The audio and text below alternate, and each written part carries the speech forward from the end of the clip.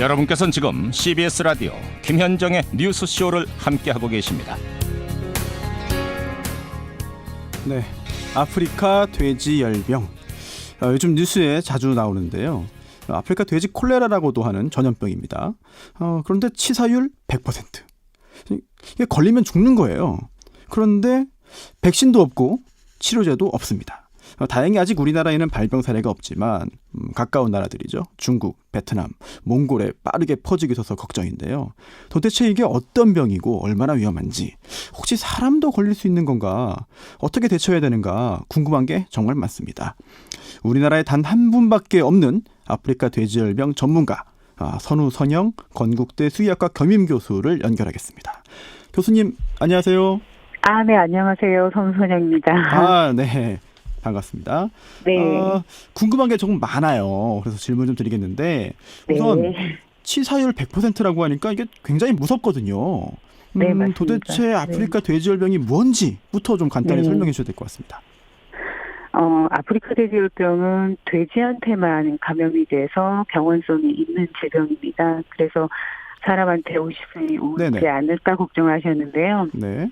사람한테는 오지 않는 질병이고요. 다행이네요. 그래서 그것은 걱정을 안 하셔도 될 부분이라고 생각하고요. 네. 아프리카 돼지열병은 1920년대 아프리카에서부터 이제 발생이 돼서 된 질병인데 돼지한테는 굉장히 위험한 질병입니다. 치사율이 거의 100% 가까이 되는 질병이라서 위험하고요.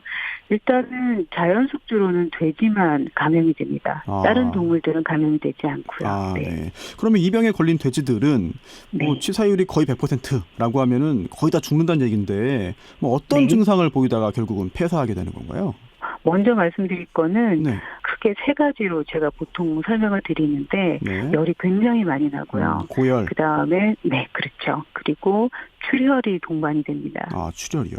네. 그리고 높은 폐사율. 이렇게 세 가지가 큰 특징인데 열이 어느 정도 나냐 하면은 뭐 41도 이상. 그다음에 출혈은 전신 잔지에다 출혈이 일어납니다. 그래서 외부로 봤을 때는 피부가 붉게 변하는 홍반이라고 보통 저희가 얘기하는데요. 그렇게 붉게 변하게 됩니다. 그리고 폐사율 같은 경우에는 고병원성이나 중병원성 같은 경우에는 폐사율이 20에서 80%, 고병원성은 100% 정도 되는 건데 그 정도면 굉장히 높은 질병이라고 볼 수가 있습니다. 이게 사실 이 질병이 만약에 유행한다면 우리나라에서 양돈 사업에도 참 큰 피해를 줄 테고요. 또 돼지고기 수급 관련해서 또 물가에도 영향이 있을 텐데 지금 어느 지역에 얼마나 퍼져 있는 거예요? 아직 우리나라에는 안 들어온 건 맞는데. 네, 지금 아시아 쪽은 작년에 2018년 8월에 중국에 발생한 이후에 중국은 지금 모든 성에서 다 발생 보고가 있어요. 그렇다면 중국 전체가 지금 감염이 된 상황이 있고요. 그리고 올 2월에 베트남에서 발생이 됐고 지금 4월에는 캄보디아까지 지금 현재 넘어가 있는 상황입니다. 그럼 지금 이 병이 퍼져 있는 국가들의 대응이 궁금한데 이게 지금 백신도 없고 치료제도 없는 상황이잖아요. 그러면은 그 중국을 비롯해서 이 병이 많이 퍼져 있는 국가들은 지금 어떻게 대응하고 있나요? 일단 가장 원칙적인 기준은 뭐냐면은 살처분 기준이에요. 역시 살처분밖에 없다.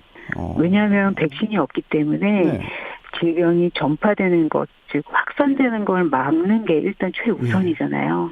막는 방법은 일단은 감염된 돼지를 도려내는 것밖에 방법이 없기 때문에 이게 또 우리나라에 들어오면 결국은 다른 나라와 마찬가지로 대규모 살처분으로 이어질 가능성이 매우 높은데 그렇기 맞습니다. 때문에 우리나라 유입을 좀 반드시 막아야 되는 거잖아요. 근데 좀 걱정되는 게 있어요. 최근에 중국인 관광객이 우리나라에 가지고 들어온 어떤 피자에 돼지고기 토핑 그리고 또 소시지 여기에서 이 바이러스 유전자가 검출됐다는데 그렇다면은 외국에서 들어올 수 있는 뭐 여러 가지 가공식품들 이런 것들도 다 지금 위험한 건가요?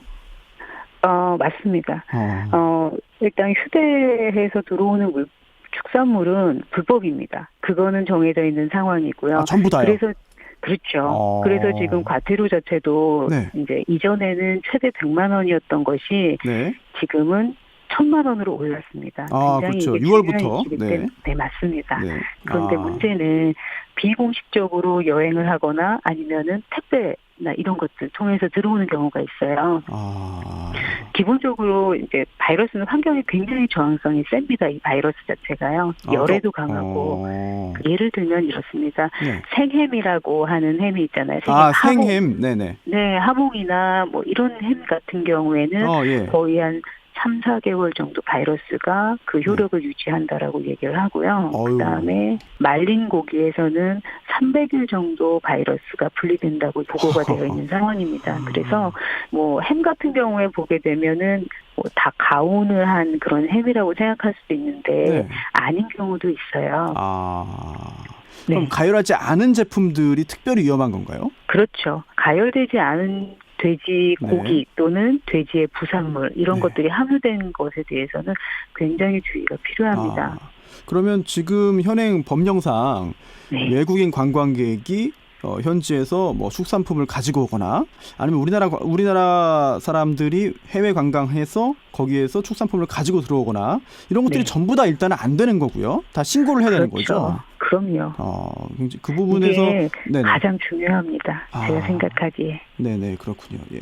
그리고 또 이걸 막기 위해서 또 지금 환경부가 조치를 취한 게 잔반으로 돼지에게 먹이를 주지 말아라.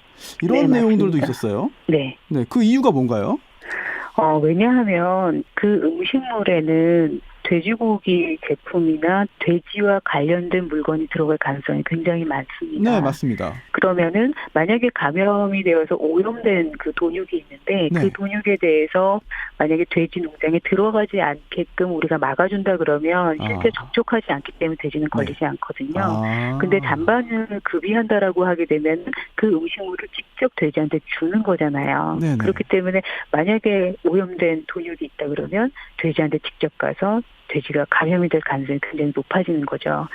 그래서 뭐 유럽이나 아니면 심지어 중국도 잔반급여를 지금 금지를 하고 있는 상황이고요. 우리나라도 지금 8월부터 금지한다고 아마 보고가 난 걸로 알고 있습니다. 알겠습니다. 사실 이게 직접 겪어보지 못한 그런 가축 질병이기 때문에 네, 맞습니다. 일단 유행하면 얼마나 큰 영향을 미칠지 사실 가늠하기 힘들어요. 그렇기 때문에 철저한 준비가 더욱더 필요한 것 같은데 여행 갈 때나 해외여행 갈 때나 아니면 일상생활에서 특별히 우리 국민들이 조심해야 할 점이 있으면 좀 알려주세요. 일단 해외를 가시게 되면은 아프리카 돼지열병이 발생국인지 아닌지 좀 확인을 해보셨으면 좋겠고요. 미리. 아프리카 돼지열병이 아니더라도 다른 여러 질병들이 국내에 아직 들어오지 않은 질병들이 해외에 있을 수 있어요. 그렇기 때문에 돌아오시게 되면은 5일간은 가축이 사육되는 공간으로 가시면 안 됩니다. 5일 동안 격리를 좀 하셔야 돼요. 5일 동안요? 네. 그리고 절대 축산물 관련된 것은 가지고 들어오시면 안 됩니다. 그냥 우리가 알고 있는 육포의 양상도 있지만 그게 분쇄돼서 나오는 가루 형태로 되어 있는 것들도 있고 다양한 형태가 있거든요. 그래서 미처 이게 돼지고기가 들어가 있겠어라고 생각할 수 있지만 안 해보면 고기가 있는 경우도 있을 수 있어요. 그래서 확실하게 공인되지 않은 제품에 대해서는 갖고 들어오시면 안 된다라는 생각을 갖고 계셨으면 좋겠습니다. 알겠습니다. 뭐 너무 공포심을 가질 필요는 없겠지만 일단 조심하고 경계해야 되는 그런 가축 전염병인 것 같은데요.